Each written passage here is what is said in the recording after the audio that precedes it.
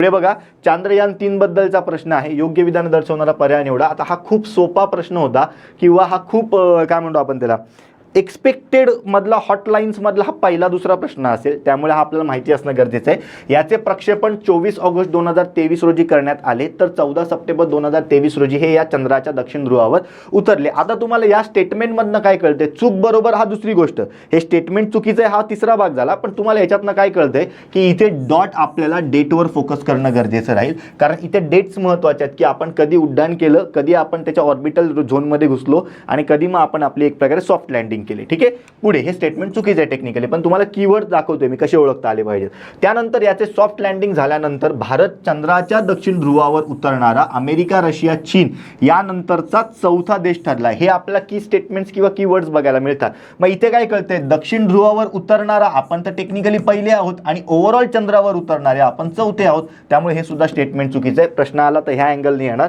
चंद्रयान-3 ने ज्या ठिकाणी सॉफ्ट लँडिंग केले त्या ठिकाणी पंतप्रधानांनी शिवशक्ती पॉईंट घोषित केलेलं आपल्याला बघायला मिळतं. हे स्टेटमेंट एकमात्र बरोबर आहे. ऑप्शन तुमचा ऑप्शन क्रमांक 3 राहील. जर चांद्रयान बद्दल तुम्हाला जर ओव्हरऑल सांगायचा असेल डेटा, तर तुम्हाला काही मी बेसिक डेटा सांगतो ते तुम्हाला अवेलेबल करून देतो मी. ठीक आहे, मग आता एक लक्षात घ्या, चांद्रयान-3 बद्दल जेव्हा आपण विचार करू, ठीक आहे, तर सगळ्यात पहिल्यांदा ह्याच्या आपल्याला डेट्स डॉट माहिती असणं गरजेचं आहे. तर लक्षात ठेवायचं की 14 जुलै 2023 ला काय 14 जुलै 2023 ला एक प्रकारे जर सांगायचं होतं 14:35 IST Indian standard time 14:35 Indian standard टाइमला एक प्रकारे ते उड्डाण झालेलं आपल्याला बघायला मिळतं. ठीक आहे, किंवा एक प्रकारे आपण ते लॉन्चची प्रोसिजर सुरू झाली अशी आपण टेक्निकली म्हणू शकतो. त्यानंतर एक प्रकारची पुढची डेट आपल्याला बघायला मिळते 5 ऑगस्ट 2023. याच्यामध्ये जर सांगायचं झालं तर आपण चंद्राच्या एक प्रकारे ऑर्बिट्समध्ये किंवा ऑर्बिटल आपल्याला काय बघायला मिळतं? इन्सर्शन बघायला मिळतं. ऑर्बिटल इन्सर्शन, की जेव्हा आपलं चंद्रयान काय झालेलं होतं? चंद्राच्या कक्षेमध्ये एक प्रकारे शिरलं. ठीक आहे, त्यानंतर एक प्रकारे सॉफ्ट लँडिंगची जर डेट बघायची झाली तर सॉफ्ट लँडिंगची डेट आपल्याला बघायला मिळते एक प्रकारे 23 ऑगस्ट 2023. 23 ऑगस्ट 2023 ही काय आहे? सॉफ्ट लँडिंग डेट आहे, की ज्या दिवशी आपण एक प्रकारे चंद्राच्या दक्षिण ध्रुवावर यशस्वीरित्या उतरलो. ह्या 3 डेट तुम्हाला महत्त्वाच्या आहेत. टायमिंग कदाचित इम्पॉर्टंट नाही आहे, पण या 3 डेट तुम्हाला अतिशय महत्त्वाच्या बघायला मिळतील. त्यानंतर ह्याच्यामध्ये जर फोकस करायचं झालं तर या 23 ऑगस्ट नंतर जर सांगायचं झालं तर 26 ऑगस्ट एक आपल्याला तारीख बघायला मिळते.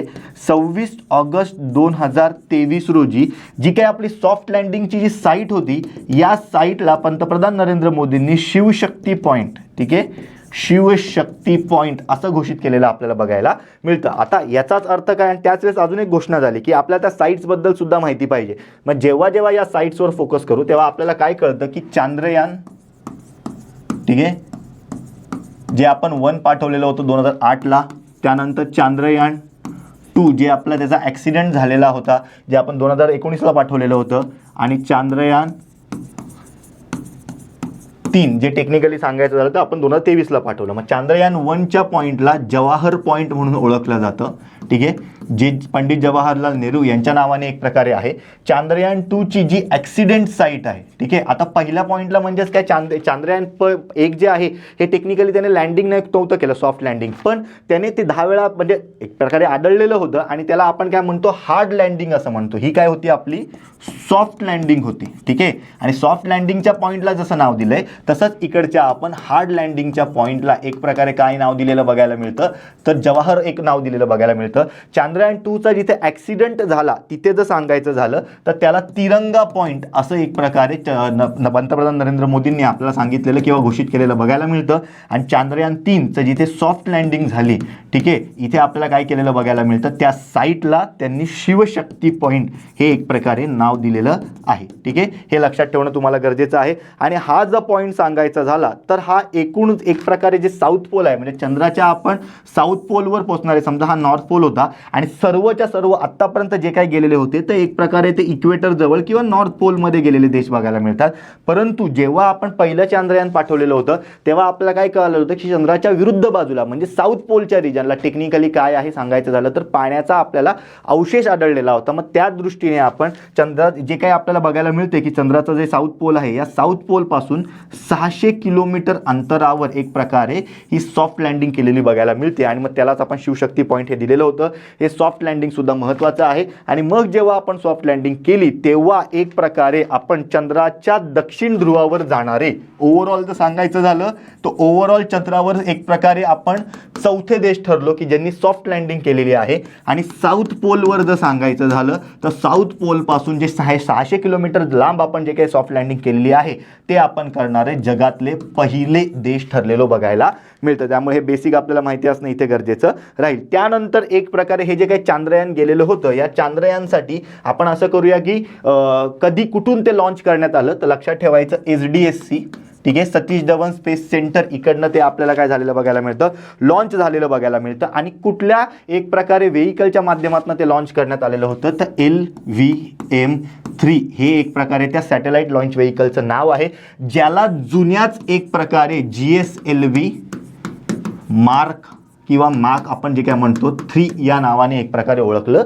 जातं. त्यामुळे तुम्ही या पद्धतीने जरी लक्षात ठेवलं तरी चालणार आहे. GSLV MK3 किंवा मार्क 3 जे काय म्हटलं जातं MK3 असतं ते टेक्निकली, ठीक आहे, या नावाने एक प्रकारे त्याला जुनं ओळखलं जात होतं. आता त्याचं नाव एक प्रकारे LVM ठेवलेलं आपल्याला बघायला मिळतं. मग आता या आणि आधीच्या 2019च्या चांद्रयानमध्ये काय फरक आहे का तर टेक्निकली बघायचं झालं तर कुठलाही फरक नाही. काही अपडेट्स ऑब्व्हियसली आहेत परंतु जे चांद्रयान 2 मध्ये जे 3 पार्ट होते सगळ्यात पहिल्यांदा काय जे काय लॉन्चिंग व्हेइकल होतं हे लॉन्चिंग व्हेइकल जे आहे हे आपल्याला फक्त म्हणजे टेक्निकली जे आहे ते आपल्याला तसंच ठेवलेलं बघायला मिळतं. त्यानंतर जे काही आपल्याला विक्रम लँडर होता हा विक्रम लँडर आपल्याला अजूनही एक प्रकारे अस्तित्वात असलेला बघायला मिळतो चांद्रयान 3 मध्ये सुद्धा. आणि त्यानंतर म्हणजेच काय प्रज्ञान रोवर, हे प्रज्ञान रोवर सुद्धा आपल्याला एक प्रकारे तसंच्या तसं अस्तित्वात असलेलं बघायला मिळतं. ठीक आहे, हे असं लक्षात ठेवलं तरी चालेल. लँडर विक्रम नाव कसं लक्षात ठेवायचं की आपल्या अवकाश जी काही आपली जी काय प्रगती झाली, ठीक आहे, या अवकाश प्रगतीचे जनक आपण कोणाला म्हणतो तर डॉक्टर विक्रम साराभाई यांना. म्हणजे त्यांनी आपल्याला लँड केलं अवकाश क्षेत्रामध्ये, मग ते लँडर म्हणून एक प्रकारे काय आहे तर त्यांना सन्मानित केलेलं नाव बघायला मिळतं. आणि अजून जर सांगायचं झालं तर हे काय जे शिवशक्ती पॉईंट्स वगैरे नाव दिलं किंवा तिरंगा पॉईंट नाव दिलं किंवा जवाहर पॉईंट नाव दिलं हे काय पहिल्यांदा नाही, हे वेगवेगळे देश वेगवेगळ्या गोष्टींनी करत असतात. ठीक आहे, ते एक प्रकारे बुस्टअप करण्याची गोष्ट आहे. तसंच आपल्याकडे चंद्रावर आपल्याला विक्रम नावाचं क्रेटर सुद्धा बघायला मिळतं. ते विक्रम नाव सुद्धा विक्रम साराभाई यांच्याच नावाने किंवा यांनाच एक प्रकारे रिस्पेक्ट देण्याच्या उद्दिष्टाने केलेलं बघायला मिळेल. मग ह्याच्यावरनं काय कळतं इकडचा कीवर्ड काय होता, या डेट्स होत्या, ज्या डेट्स चुकीच्या आहेत, स्टेटमेंट चुकीचं आहे. त्यानंतर सॉफ्ट लँडिंग करणारं दक्षिण ध्रुवावर भारत पहिला आहे, ओव्हरऑल चौथा आहे. ओव्हरऑल चौथा म्हणजे कुठल्या देशांनंतर चौथा आहे तर अमेरिका, रशिया आणि चायना नंतर चौथा आहे. हेही स्टेटमेंट चुकीचं आहे, हे एकमेव बरोबर आहे. त्यामुळे तुमचं उत्तर ऑप्शन क्रमांक 3 राहिलं. एवढं बेसिक जरी आपण लक्षात ठेवलं तरी चालेल. आणि अजून एक जो काही रँडम प्रश्न आला तर येऊ शकतो तर ह्या चांद्रयान 3चं एकूण वजन हे 300 किंवा मास जे आपण म्हणतो हे 3900 किलोग्राम आपल्याला बघायला मिळेल. चुकून ह्याच्यावर पण कुठेतरी प्रश्न आलेला होता त्यामुळे ॲटलिस्ट आपल्याला माहिती असणं गरजेचं राहील. ठीक आहे, चलो पुढच्या प्रश्नाकडे.